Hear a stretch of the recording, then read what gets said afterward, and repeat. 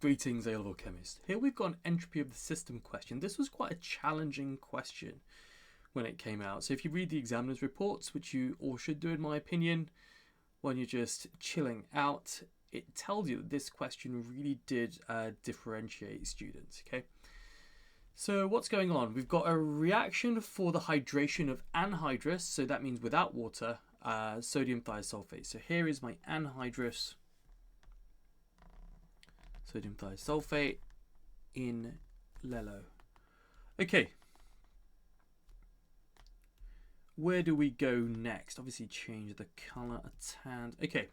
And we're forming hydrated sodium thiosulfate. Hydrated means we've got water crystallization in there. And there it is, all nicely color coded. And we're given the enthalpy change of the reaction, delta HR, and the standard Gibbs free energy change. Okay. So we're given delta HR and we're given delta G. Okay. The table below and to the right shows standard entropy values for the relevant compounds. Using this information, calculate the standard entropy S of anhydrous sodium thiosulfate. What a question. Okay, where do we start? So what I'm thinking is, let's start with the Gibbs equation. Because if we start with the Gibbs equation, delta G equals delta H minus T delta S of the system. Now, this is the standard entropy, so T here equals 298 Kelvin. Okay, so let's just have a look about what variables we know in this equation. Well, I know delta G, it's given to me in the question. I know delta H, it's given to me in the question. I know T because it's under standard conditions. So I can rearrange all of this for delta S of the system. So let's go. So if I'm rearranged, so I would always rearrange first for my unknown rather than putting numbers in and doing it that way. So I would say that T, so if I add T delta S to both sides, so this would be delta G plus T delta S is equal to delta H. Now I'm going to take delta G away from both sides, so this becomes T delta S is equal to delta H minus delta G.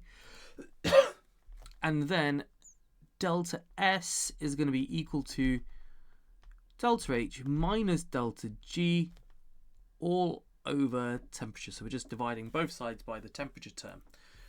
Okay, so let's put some numbers in. So I can work out what my entropy change is for the system.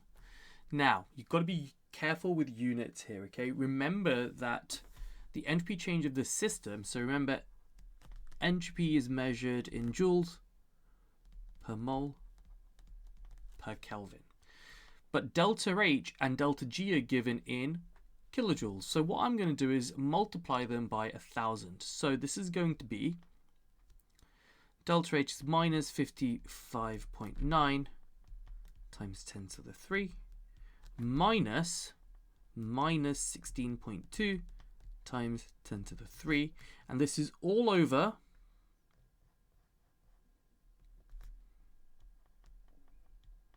298. So what do we get when we process that for delta S of the system? So we should get minus 133.22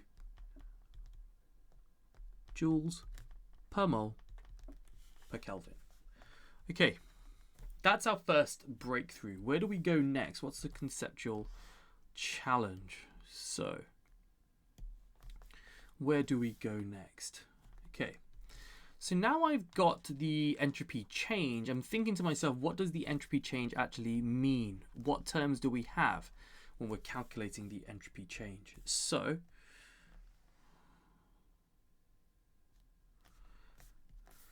just going to separate that a little bit. So now I'm thinking that my entropy change is equal to the sum of the entropy of the products minus the sum of the entropy of the reactants. Okay, so let's have a look at what my sum of the entropy of the products is. So I'm just going to break this down a little bit. So say that the sum of the entropy of the products is, so I look in the table to see what the entropy value is for hydrated sodium thiosulfate, and that's 372.5. Okay, now I'll do the same thing for my reactant. So what is the sum of the entropy of the reactants? Well, I need to add up the entropy of anhydrous sodium thiosulfate, and I don't know what that value is, so I'm just going to call that X. And I have to add on 5 lots of water. So this is going to be 5 times 70. Okay, well, let's clean that up a little bit. So 5 times 7 is 35. So this becomes X plus 35 and add the 0 on. So that term is X plus 350.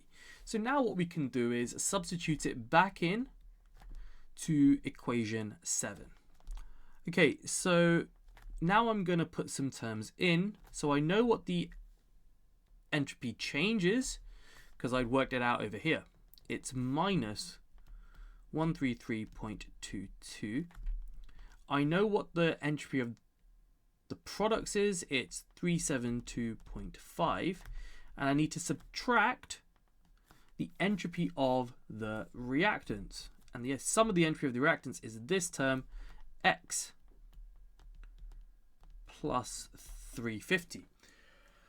Okay, we're getting there. So just going to look at this minus term, span these brackets. So this becomes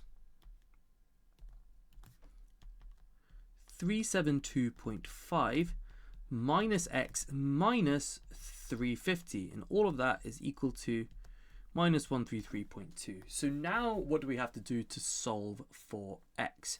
So if we just take this X over to the left hand side, change the sign, and take this term over to the right hand side and change the sign, we will get X is equal to 372.5 minus 350 plus 133.22. So what does X equal after all of that? We should get a value of plus 155.7 joules per mole per Kelvin.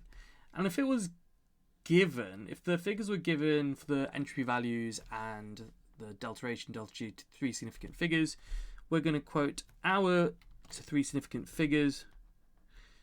So delta, not delta S, but the entropy of anhydrous sodium thiosulfate is plus 156 joules per mole per Kelvin. And what a great question. Ta-ta.